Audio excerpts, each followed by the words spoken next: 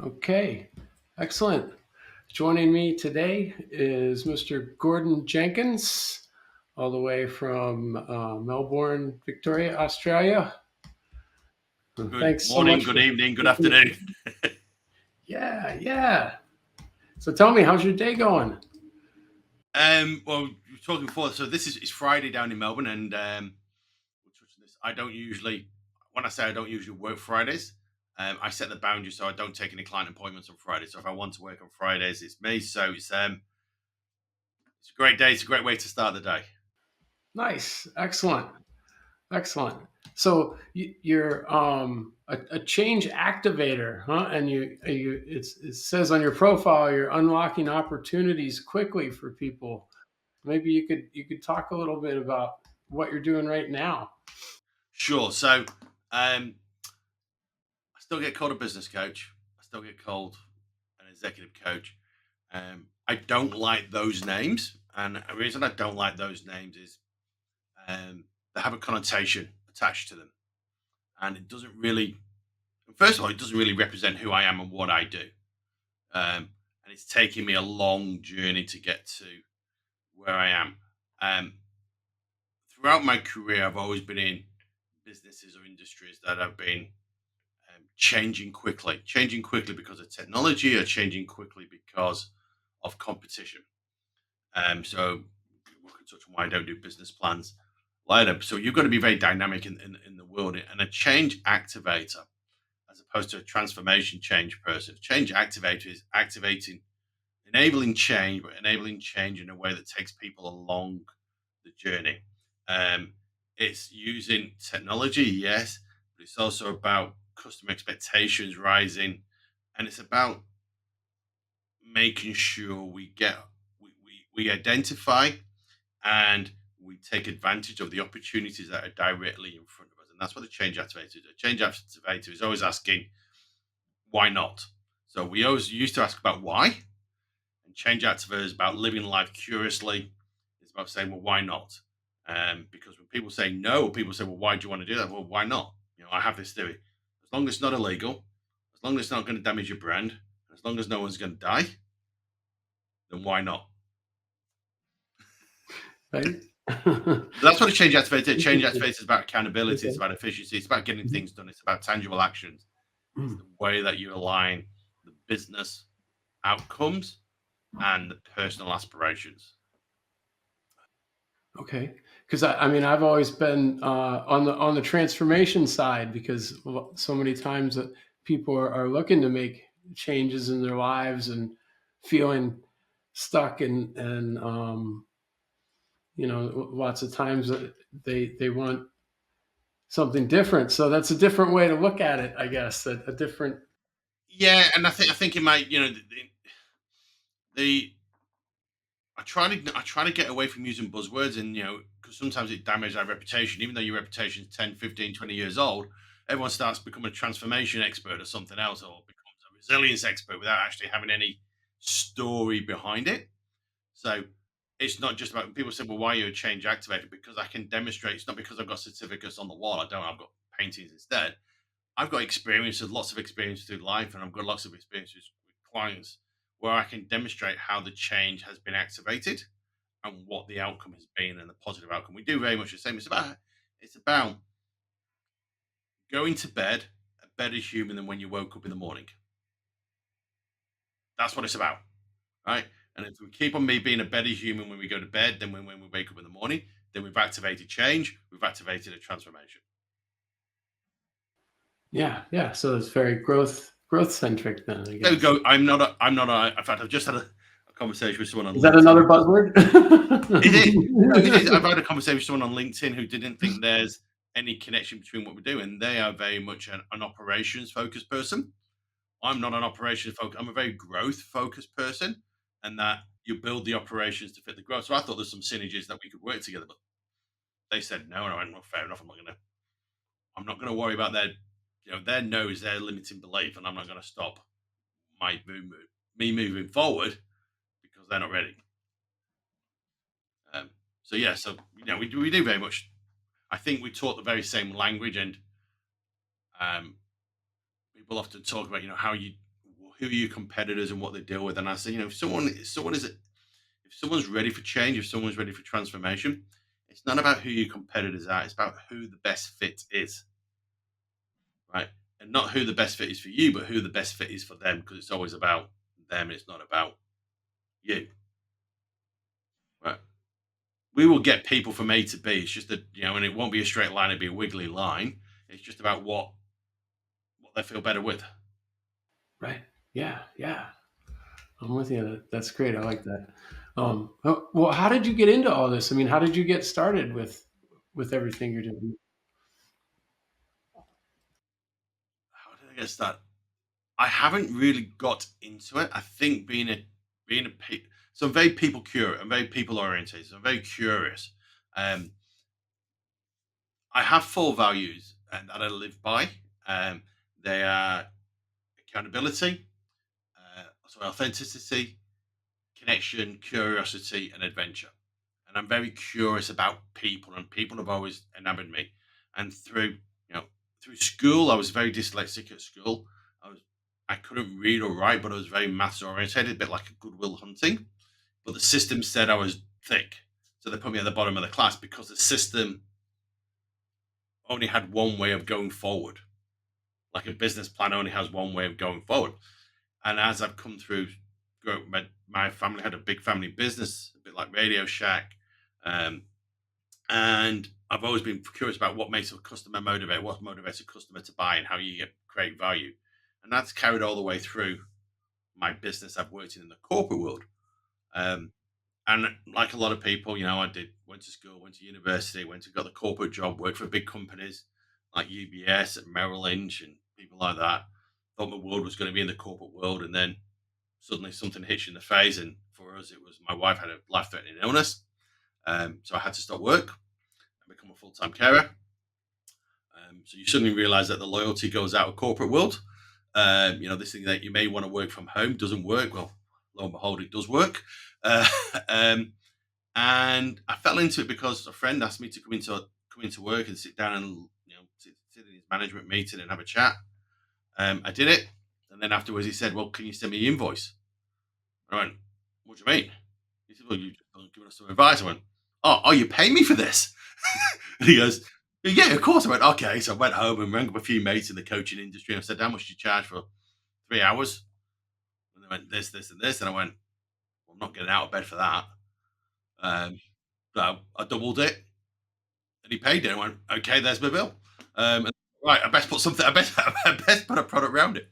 But I've always, but then then I hit that roadblock that I think a lot of people do. They looked around at what other coaches were doing, and they said, "Okay, everyone does a 6 week course, or yeah, everyone does a 90-day course here." And I don't like boxes. I don't like being put in a box, and I don't like. So people talk about thinking outside the box, and I go, "Well, let's just remove the box completely." Right? So there is no box. Right? You're just playing. You just don't worry about the boundaries. Let's just see where we can go. And it's taken me. I'm 53 years old now. I've been doing it for in the corporate world. I've been working for 30 odd years, and I think I finally got it down to a part of services that I offer that I'm happy to promote and pay. And then one of the biggest reasons that I found is that I can activate change really quickly. I've got this skill where I can sit 38,000 feet in the air. I can see the vision. I can see where they're going. I can see what's happening. The question then for the client is, do they want to do it themselves? Do they want to do it with me? Or do they want to do it? Do they want me to do it for them? And in the past, I've always tried to sell the big program, which was a big investment. Now the business has changed. Now the business is very much about, I'll show you what needs to be happen. I'll show you what needs to happen and how you can do it. Because some people are happy to do it by themselves. They don't need me for 3 months, 6 months, 12 months. They just can do it themselves. Other people need a bit of accountability. So I've I've come to the point now where I know what I do. My clients are quite difficult. Marketing people don't like me because they say to me, "Tell me who your ideal client is," and I can say, "Well, over the last 20 years, I've worked in every single industry. Even though I come from the professional services, I've worked for every single industry. I've had clients in Ecuador, Israel, UK, US, and Australia. They've been from complete startups where they've had to raise the first $5,000 through to $100 million plus clients. They've had one staff to 1,000 plus staff. Um, they've been individuals, they've been business owners who think they want business coaching as a CEO, but they actually need team coaching. There's been team coaching that's ended up as individual coaching. Um, because I'm not confined by this box, I can tailor what I do, but I can also make the decision as to not just whether they are suited to me, but whether I'm suited to them. And then I take opportunities like this to, when we talk on LinkedIn and go, "Hey, do you want to do a podcast?" And I go, "Why not?" So that's how I got into this. So I think I didn't set out to be a coach. I didn't set out to be in finance. My if I was allowed to do cooking at school, I probably would be a world class chef today. That wasn't allowed because I was a bloke, I was male, and I had to go and do something, woodwork or something else. Um, I would have loved to fly fighter jets. I worked for the British military, one of the military divisions, so I kind of got that out my system a little bit. And I think this thing about living a life curiously is you just decide what happens. And people often say, what is the one defining thing that's made you who you are today? And I don't think there is one. I think there's lots of life skills. When you sat at home as a 6-year-old and your parents tell you to eat your vegetables and you don't understand why until you're 50 years old, 40 years older, and the doctor says you've got good strong bones because you've eaten your vegetables 30 years ago. So I think there's lots of things that happen along the journey, um, and that living life curiously and enable you to take those opportunities. I'm uh, I'm very happy where I am today. I'm in a very nice. I'm not talking about wealth and success. I mean, as a human being, right? Um, there was a stage when I struggled to get 2 feet out of bed. I went to bed at night wondering whether I could get out of bed in the morning, or whether I wanted to get out of bed in the morning. Um, but here I am, happy. Right. Helping other people get there. I think it's a journey. I don't know anyone who today said, "I've always wanted to be a business coach. I've always wanted to be an executive coach." Yeah. Yeah. Because what is that? What does that mean? Yeah. And there are people out there saying, where the sector's unregulated. I went, well, first of all, there isn't a sector for business coaching. There's nothing to regulate. But there is what I'm not. I understand. You talk about being a life coach. Working with business owners is very difficult to differentiate what goes on business without talking about what they want personally. I'm very careful in what I talk about with clients that it comes to the point of I'm not giving psychological help, right, or specialist help.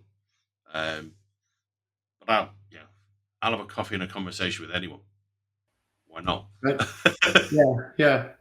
Yeah. Like I'm not trying to. For me, it's like I'm not trying to fix broken. I'm trying to increase performance. Yeah. I think that's a very interesting way that I don't think anything is broken. I think sometimes it's broken because every day we keep on doing what we've done in the past to move forward. But at some point, what we've done in the past isn't the journey you've taken to get to where we are today isn't necessarily the journey we want to take going forward. And this is the problem with business and business plans. Every single day, the business plan is always about what we did last year and add 10%. And then 2 years' time, it's always about looking backwards to where we go. What I look at is, and I ask people this question, I have a master plan that goes for 7 years. And we start at 7 years out, and I go, who are you in 7 years?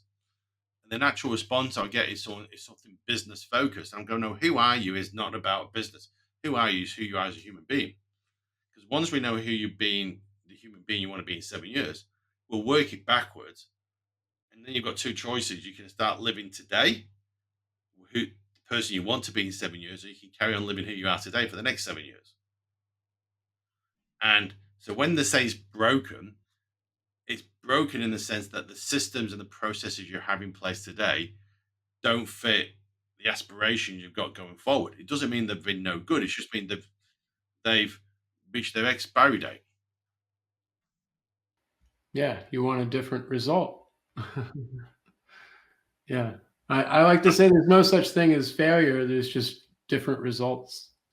Exactly. Yeah, definitely is. So what's your client base like? I mean, who are your clients? I mean, you just finished telling me about how it's everybody from everywhere. Um, I I mean, who do you reach out to then? How do you know who to Um, speak to in your marketing and all? Probably the toughest question I'm ever asked about my business. Probably um, my experience, the experience I have in life comes from within the professional services sector. It comes from accounting, financial services, the legal sector. Um, I understand that sector very well. I think within that sector, you naturally meet lots of different businesses who use those services, so you get to understand businesses as well. Um, I don't necessarily target a business. What I do is, we were talking about it before we got into the podcast. I show up every single day and I share insights, I share knowledge. And what I'm looking to is to relate to people. So there are certain sectors that I've never had clients in. So I've never had clients in the police force. I've never had clients in the education sector as such. There are certain things that I don't necessarily gravitate to because I don't have a natural interest. So the arts, for example, I don't really have any interest in galleries and libraries and that type of stuff. So I probably don't attract to those type of people. Right? So I'm out there on social media. I'm out there in. I have a mix of my business plan. My marketing plan is very much traditional and non-traditional. So traditional in terms of face-to-face stuff, and non-traditional is the digital type stuff. But I show up and I show up who I am. And there's I have this saying: there's 8 billion people in the world. 4 billion people don't get me and won't like me, and that's perfectly okay. And out of the 4 billion people that do kind of like me, do kind of get me, I only need a very, very, very, very small percentage to really, really, really like me. Um, and I am a kind of expert. I am an expert in networking. I wrote a book about networking, and again, this is about defining the system. I can't write properly, so I managed to publish a book without writing, um, and I think I've sold just over 8,000 copies. I've spent about $50 on marketing, and it's called Network with Purpose. And there's 4 different ways to network, 4 ways, and part of it's about being visible first, because a lot of us have got lots of expertise, but we don't have a network to tell it to. So we're an expert in a vacuum. Then we want to be memorable. Then we want to be intriguing. Then we want to be compelling. And we could jump. You went from being visible. Became visible for you, and you went straight to being intriguing because we talked about the podcast, right? And then it was like, and that's what we do. We want to get to a position where we're reaching out to people in the world that see what you're doing, and for some reason they're so intrigued with what you do that they're compelled to reach out to you. And when they reach out to you, it's not about the money, it's not about the cost of the investment. It's because they've seen something that you're doing that relates to the journey that they're on, or the journey that they want to be on, and they want to reach out to you. So I don't have a set. Without a doubt, if I'm marketing, so I'm about to do some marketing. I've just launched a new series called the Signature Series, and I'm about to market that to government agencies. There's a very specific the language I will use for them is going to be very different to the language I'm going to use for the professional services sector. Um, so that's why I do it, and um, it's about having conversations. So I don't really have um, I don't really have a sector. I think the biggest thing about why I set up this signature series was because Gordon had a reputation of Gordon always seemed to be, I've tried everything else, now let's try Gordon. and that's because I was being too unconventional. I was being too way out. So I've had to dial that in a little bit. So I want to be. We need to change. I want Gordon to be the first or second person that we pick, as opposed to I've tried everything else. Let's go with Gordon. Like last resort. If Gordon doesn't work, I might as well just throw everything up in the air. Um, Creativity's fun though. It's fun to try stuff. well, it's an interesting. And people say, "Do you mind being the last?" I said, "No, because it gives me an understanding about what they've tried before and why it hasn't tried." And when you look at it, because they're trying absolutely the same. And I think the biggest difference with what I do is I don't teach and go.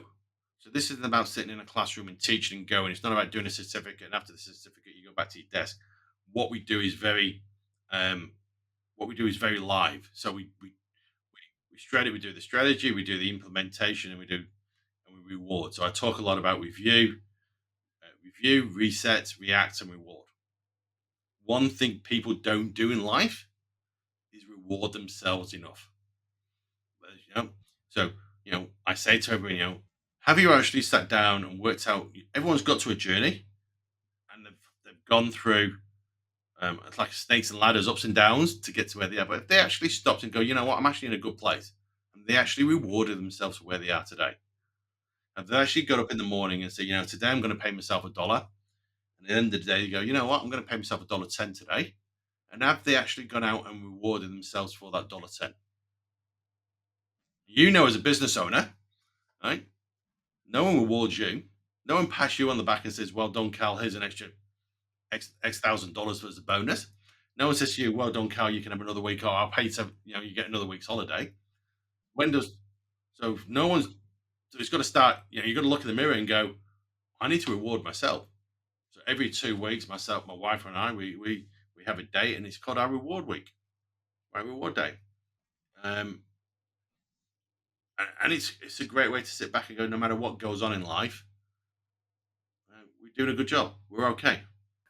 Yeah, yeah. So you take a whole week and just take it easy that week, and We go out. We go out for dinner, and we go out for dinner. The dinner's usually on a Wednesday, it's usually for 2 hours. The mobile phones are off.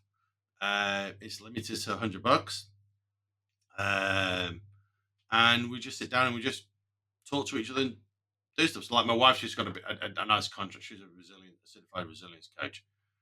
She's just got picked up a nice contract. So we're going out. We're actually bringing it forward. We're actually going out on Saturday for a bit of yum cha. It's not big. It doesn't have to be big. We didn't have anything planned. I said, well, let's go out. But when we have yum cha, the yum cha, we acknowledge that's in celebration of the work that we've done. So you actually have to physically and mentally acknowledge it. Um, and that's what I say to people. I think that we live in a world that is so fast paced. Everyone expects these things to happen so quickly. Sometimes, if you take a moment and sit back and just take in what's happened, right, it gives you so much more energy to move forward. yeah, definitely, definitely does. Or I think a lot about timelining exercises as far as if your current self could talk to your past self. What would you tell yourself about you know how you've come this far and what a great job you've done and what challenges you've overcome and all that. I think that sort of thing can really do a lot for esteem and confidence. Yeah, and I think it's really important that this. I think we we see too much on social media, too much that the world's perfect. You will never see me um, with a cat showing off a car, showing off a house, showing off a watch, showing off a private jet or anything. I don't have him anyway to start with. Now I've got a house and a car, and I've got a nice watch, but I mean I don't have a private jet. Um, I would never buy a private jet. You lease it because it's better. It's more economical to do that way. Better tax advantage to do that. Um, but I think it's important to understand that I call life a game of snake and ladders. Right? There's going to be times when you're climbing that ladder, a big ladder, and there's going to be times when you're rolling down that snake fast, and it's a big snake. But at the bottom, you can still pick yourself up. You can still pick yourself up and move forward, and it's going to be all right. It's going to be all right. It may not be. It may be tough. It may be a few sleepless nights. Um, you know, we are not. The type of client I don't appeal to is that 1% that wants to be the world champion 100-meter sprinter. When you go to conferences and you see these people up front and they go, I get up at 4 a.m. in the morning, I train for 8 hours a day, and then I go off to work and I go and do this, and I've done 8 hours a day. I'm the ones watching them eating burger and fries and going, well, that ain't going to be me. Right? So when people say, who do you appeal to? I appeal to the 99 percenters. I appeal to ordinary people like you and me, and I help them make extraordinary outcomes every single day. Right? So, right, it's just people like you and me, ordinary people. And if you think, I'm no different to anyone, there's parts of my life that are absolutely fantastic and booming, and there's parts of my life that are pretty shitty at the moment. Right? But if I tell you the parts of my life that's pretty shitty, right, then I have to respect you and I have to invest the time for you to also tell me about parts of your life that aren't doing going too well as well. And if I'm not prepared to listen to you, then why should you listen to me? Mm. Yeah. It's about being real. Yeah. Makes sense. It's a good way to put it. So one of my coaches goes, Gordon, there's a lot of black and white and there's not much grey. I said, I don't have time for grey. I said, with my wife's illness and what happened with my wife, we made a promise in 2013 that we will make every single day count, and that's our motto. We make every single day count. I say no. We live life curiously, and we make every day count. So I don't have a lot of time for grey. Though I have learned that black and white also have some shades. And you don't have to be at both ends of the spectrum. You can bring it in a little bit and be a little bit softer. And I go, but why? We just need to do. We just need to do it. Um, You must have been crazy when you were younger, huh? Wild, extreme. I was talking about this with some friends the other day. I'm 53 years old, and I remember 6 years old, leaving the house at 6 o'clock in the morning and kicking a crushed Coke can to school and picking up my friends along the way. I remember climbing trees and falling off trees and scratching and everything else. Um, there's something for the childhood that we used to live 20, 30 years ago where we were able to experience things without the threat of social media. And what I mean about the need to post it, we invested time in people, we invested time in ourselves, we invested time in what was around us. And we don't do that now. And the part of being a transformation, part of being a change activator is to invest the time of what's surrounding us because we're missing so many opportunities because we're trying to run quicker than we're trying to walk quicker than we can run. We're trying to run before we can actually run. And because we're trying to follow that shiny object, we just need to take time and go, just look at those opportunities around us. There's so many opportunities around us that just miss. And I say with business leaders, and you can say it with individuals as well. If you look at your diary over the last 6 months, how many people did you mean to call that you haven't called because time's just got away from you because you got stuck on other things or you didn't know what to do? And I call it a chicken list. And I go, right, make the list of 5, and before you do anything else, you're going to ring those 5 people, and the conversation is going to go like this: Hey, Karl, I know we spoke 6 months ago. I meant to give you a call back. I didn't give you a call back. Time's got ahead of me. I've been thinking about it. And I'm awfully sorry I didn't call you back, Karl, but I think there's something really that we need to talk about from that conversation. And I'd really like and I'm sorry I haven't spoken to you since then. And I'd just like an opportunity to have that chat. The worst that can happen from that is Karl says no. But at least you've given the opportunity. At least you've gone, why not? Yeah.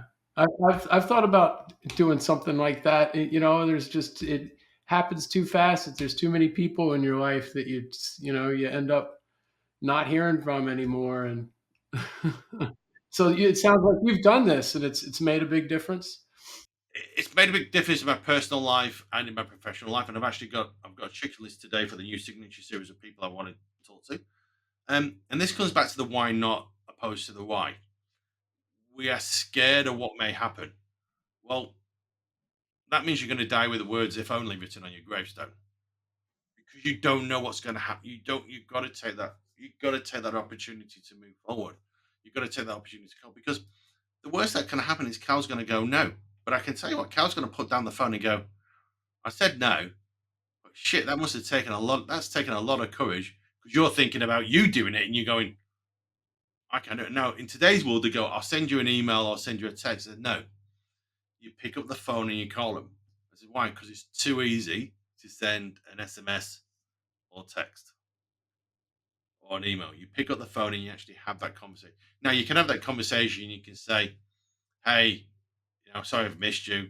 I'd love to have a chat to you. And then you can follow up with an SMS and a text and an email. But get out your comfort zone and make it. It's 5 people. That's all it is. And it's an amazing thing. So I've got the list straight after this. The problem with the problem with us doing this is early in the morning. So most people don't start till 9 o'clock. So I can't do it so quickly. But I call it a chicken list. Why is it a chicken list? Because you're sat there going, I'm a chicken. I don't want to make the call. I don't want to make the call. That's great. So how often do you run through a chicken list? What'd you say? Every week? I would like to say I've got it every week. So one thing about being a change activator, one thing about what we do is it's difficult to preach and tell other people. It's very easy to tell other people what to do. It's like a car mechanic. Great with repairing their own cars and look at their own business. I'm about to, and I do believe the chicken list becomes most effective when you get to a point of really a down moment in life. When you're on the go, you don't do it. You've got to be a business. So my business I'm going to use a transformation, is in a change now with this signature series. Um, it's not something you should be doing every week because I don't think you probably. I think as a human exercise, if you sit down once a month and you review those people that you spoke to. I mean, if I met you today and I give you a call tomorrow and go, hey, Karl, I've been really thinking about our conversation. We've got to do blah, blah, blah. And you go off about the opportunities. Karl's going to go, he really hasn't given it much depth. Right. Okay. Well, there's not much depth. He's more about selling. He's more about the selling than he is about what we could do. So I don't vote it. And that's 99%. There might be those 1% when it comes up. I think you can sit down and look at your life once a month. Look at your calendar and look at things you wanted to do.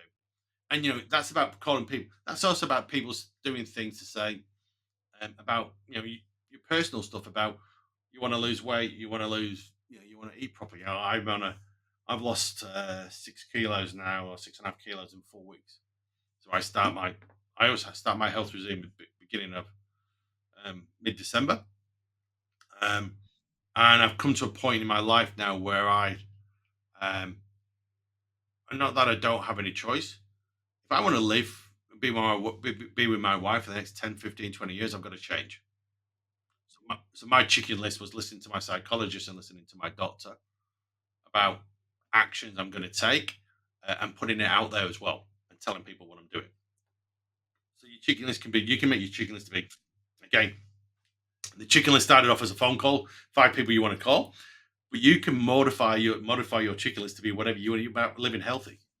When we talk to people about the personal life, about living a purposeful life, well, what are the 5 things you're going to do?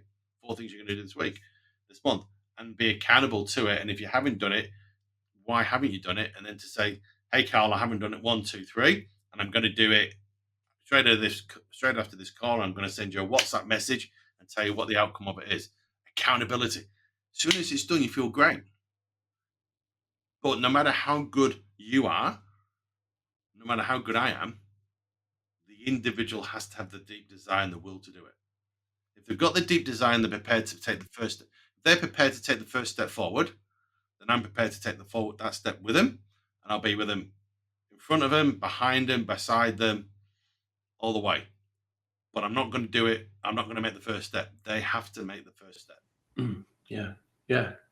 And nothing different is going to happen until they do something uncomfortable and break out of the same rut of doing the same stuff, right? And then they say, "Is this like an intervention?" I went, call it whatever you want, but you're talking to us because the bubble you're in at the moment isn't a bubble. Something's not right for you. Something's telling you it's not right. That the life you're living, you want more, and what you're doing has to change. Something has to change. It doesn't mean you have to go from being a white 50-year-old male to a green alien, right? It might just be a little. It might just be a little tiny thing, right? But you've got to do it. You've got to make it. And people talk about making it a habit. I say, don't make it a habit. Make it a way of life. Right? Because when you make it a way of life, you don't think about it, it just becomes natural.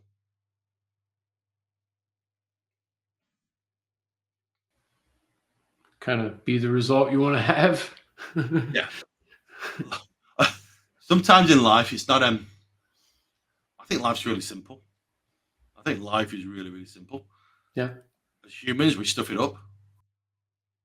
Well, we stuff it up because the way we think. Is there any need to have starving people in the world? Is there any need to have war in the world? No, there's not. Right? I know that's a very simplistic view, but it's to do with egos. It's to do with that. I mean, we're the only species in the world that fight each other to gain control. Fight the same species to gain control. Right? Right. We're the only species in the world Agreed. that breed out of control. We're the only species in the world that um, that are in a tribal, live in a tribal format. We're the only species in the world that actually build relationships not to mate, not to procreate. We build relationships because that's what we need to in order to survive. To go, it's part of our DNA. So we're a very unique species, but we're also very, very good at stuffing it up. Whether we talk about how the white man stuffed up what they've done with the native Indians in America, or we talk about what they've done with the First Nations in Australia, or the out in Africa. As human beings, we've done some great things in life, but we've also done some pretty atrocious things. Right? So I'm not trying to change the world here, but what I am saying is that I think there's always a simple solution to change. Sometimes activating that change and implementing that change takes a lot of willpower, takes a lot of strength, takes a lot of mind control to do it. Yeah. Yeah. If it was really easy, then everyone would be doing it. Right. Yeah. I don't think anybody's ever gone it alone either. This big myth about go it alone and the do it yourself, the solo, this and that.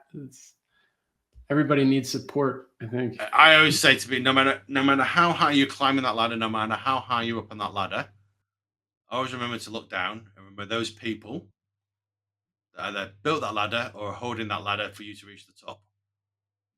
Because there will be some people that have done everything by themselves, solely by themselves, done it all by themselves, nothing else. But they've always used something in order to get there. Right? They've always done something to build. Elon Musk would say that he's built whatever he's built by himself. Yeah, but he's built it on the back of what someone else has developed beforehand. Whether it's Steve Jobs at Google and says I can do some Apple, he said I can do something better. So they've always followed something. Right? The only reason Tesla's here is because we started off in horse and carts hundreds of years ago. Right? And the only reason horse and carts are around is because we lived in caves and we were walking. Right? So, there's always something before us. And there'll always be something that we will do that someone will then take. I've got someone in Australia who is, I wouldn't necessarily say is copying me, but he's using some of the stuff that I'm putting out there and probably using ChatGPT. In fact, I'm pretty sure they're using ChatGPT because the tone's gone and spinning it round to they being their words. That's great. If I inspire them, that's great. My chicken list maybe to give them a call and say, hey, do you want to engage me because you seem to like a lot of the stuff I'm doing? So as humans, it's we have one special opportunity on this planet, and we'll never get that opportunity back again. So it's up to you what you want to make of it. But,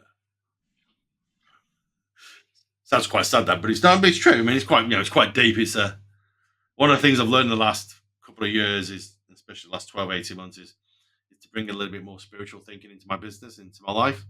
Don't mean religious. I just mean spiritual thinking about why things happen, the manifestation, that type of thing. Nice. Always resisted it, and it just suddenly became a natural thing in my part of my business. Right. Awesome.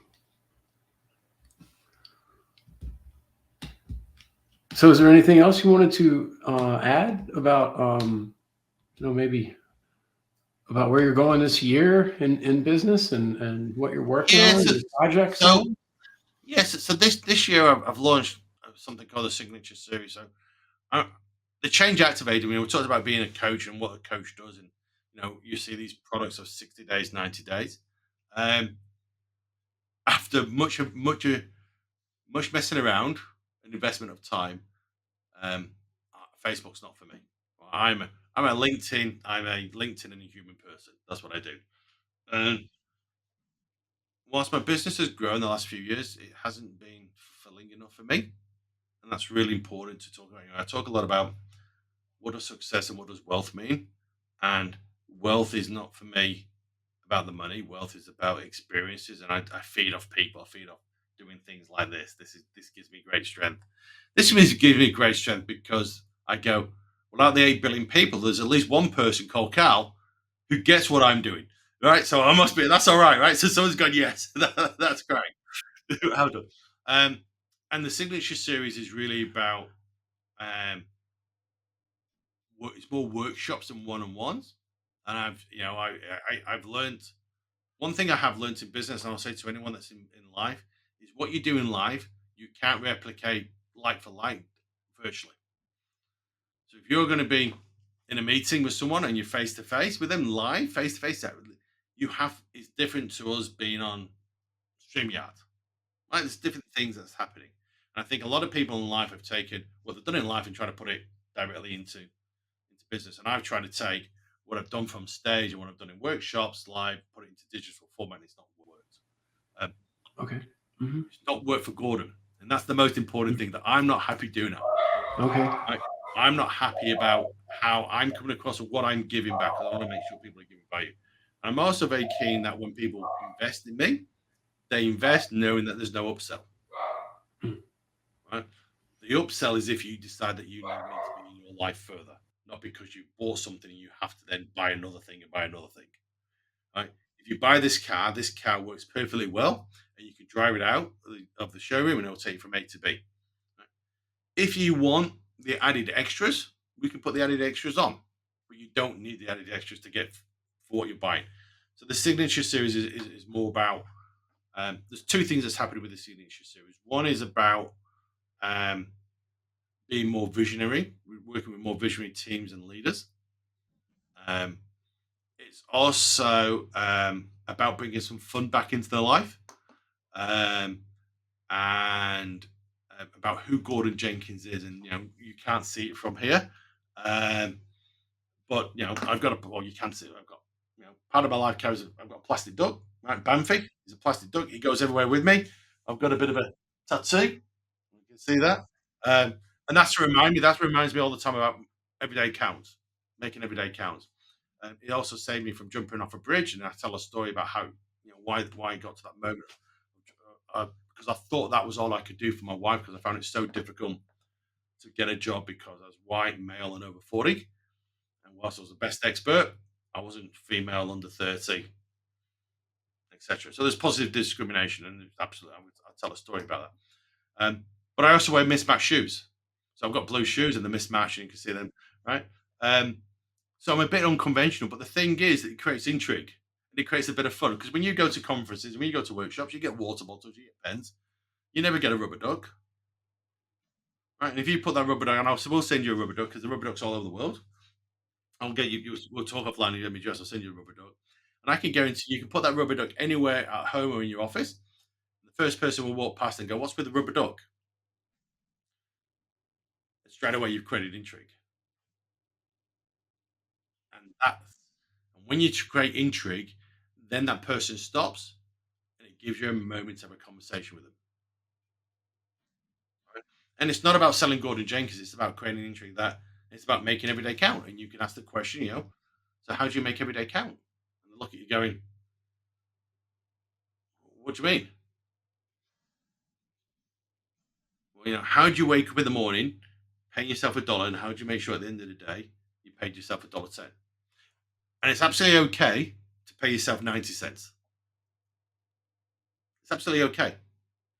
If you pay yourself 90 cents every single day, every single day, every single day, then you're probably not doing yourself well. Good enough. So that's what I do. So I've got a signature series out there. It's about networking. So like I said, I do a lot of networking. So the first thing I want to do about networking, I want people to understand about networking, is that you are an awesome person. And when you go to a meeting, when you meet people, I don't want you to say to them, "Hi, I'm Gordon Jenkins. I'm an accountant. Hi, I'm Gordon Jenkins. I'm a professional person." I want you to create intrigue. I want you to talk about how awesome you are, not how you compete with other accountants or other people. I don't want you, Karl, to compete with other lawyers. You have a service that is very unique to you because you're a Karl, and there's only one Karl, right? And that is very, very unique. So it's about how you build up the confidence in individuals and pinpoint it so that they can really increase that stakeholder engagement and be purposeful. So that's one thing I'm doing. The other thing I realize, I do a lot on LinkedIn. I promote a lot on LinkedIn. Is that people sometimes just need a kickstart. People just need a kickstart to get them going, and afterwards they're happy to do it. Um, you know, that's what happens in motor racing. You get a car, you start the car up, you get it to the starting line, and from the starting line, the driver drives it. Right? That's what we want to do. We want to get people not to the starting line of a marathon. We want to get people to the starting line of a Grand Prix or to the front of a runway, because we want, you and me, Karl, we want people to accelerate. We want people to expedite their lives. Right? They then want to decide whether they want us in that as a passenger with them, and if they don't, that's perfectly okay. So that's what it's about today. That's what it's about. That's what I'm really looking for people, individuals, businesses, to say, you know, if that's part of what you want to do, then that's what I've got. That's what I'm here to help them with. Um, whether I'm the right person or not, we don't know till you have a conversation. Um, and it's all about conversations. Um, I have the office suite I've got in the office. There's a cafe down the corner, and he knows I'm in early today, and he's seen me on a Friday. So I know as soon as I'm going to go and get my coffee, he's going to say to me, "So what's happened this morning, Gordon? What have you done?" And I go, "I had a podcast with Karl from the US." And he goes, I said, "And I'll send you his link, and you should have a look at his link." And he goes, "Really?" And I go, "Yeah." And after this, people I'll talk to today, and they go, what have you done today?" I said, "I was on a podcast. I'll put it out on social media." Why? Because I want people to know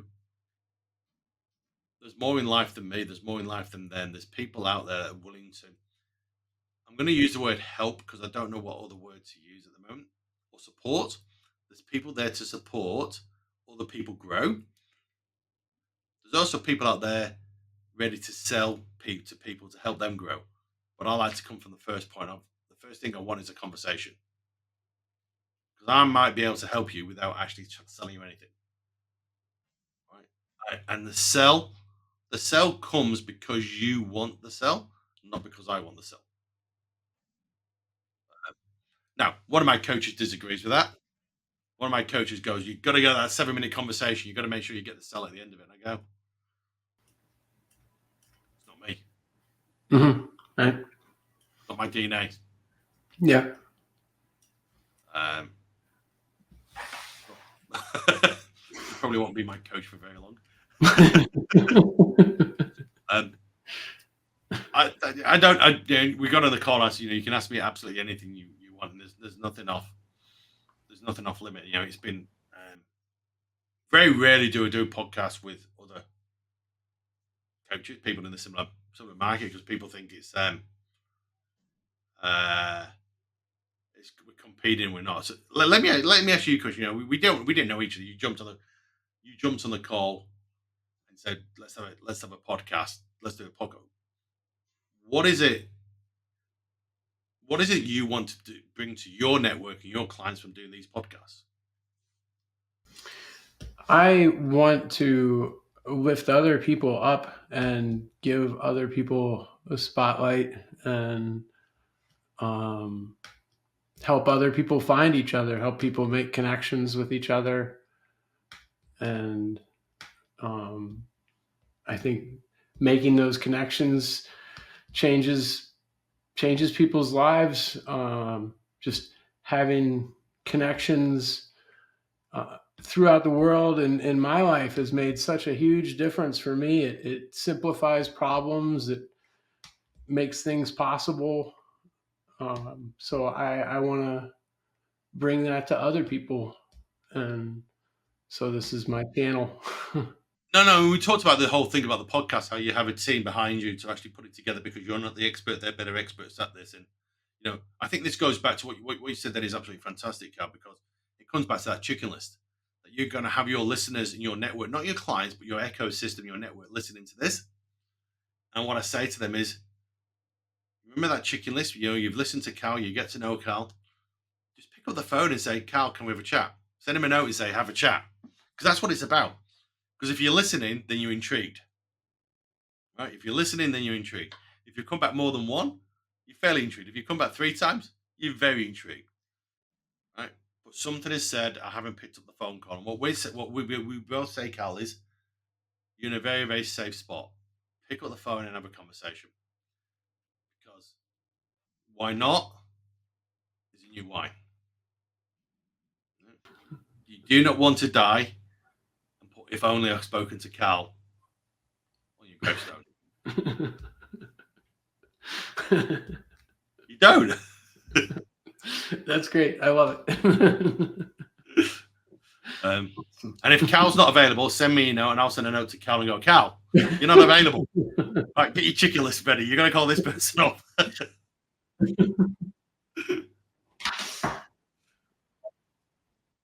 Hang on, I'm having a sound problem.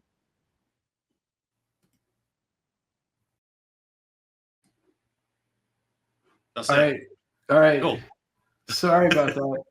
I had another StreamYard window open, and I guess StreamYard started playing another StreamYard. Hey, you know the beauty of this? Just keeps it real. It's not perfect. It's progression. Sorry about that. I hope that wasn't That's too okay. loud. That's cool. No worries. That's good. No problem at all. Yeah, I don't know. If anyone wants, if anyone wants to ask me any more questions, they can reach out and ask me more questions. I'm in Australia. I'd love to. I do enjoy coming to the US a lot. It's just that it costs so much money nowadays. Yeah, come visit. Check it out. Yeah. I'll show you some places. Some Definitely. great national parks here. Cool. But I've never been to your. I've never been to your in the town. I've been to New York. I've been to spent a lot of time in California in that area and Washington State, but never your area. So maybe one day. Yeah. Well, I still got to get down to Australia too, so we'll have to make a pact or something. Yes, definitely. Love to do that. But I'll send you the doc. We'll get your address afterwards, and I'll send you Nice, doc. perfect. Yeah, that sounds good. Cool. Anything else you want to ask? No, I guess that covers about everything for now. Good for now, maybe. I hope we can catch up again soon. I'm having events coming up. I'm having a coaching group starting, coaching mastermind, and I'd love to see you around for any further discussions. We can have another podcast or something. Always happy. Always happy to do it. It's always amazing the amount of people, how these podcasts lead to really weird, different things. I did one a couple of years ago someone got me in Vegas who's a recruiter. And they ended up being from Manchester in the UK where I was from. We started talking and we actually, our best friends, family, are mutual. And we're going, we must have actually been at the same events in Manchester at some point in our lives.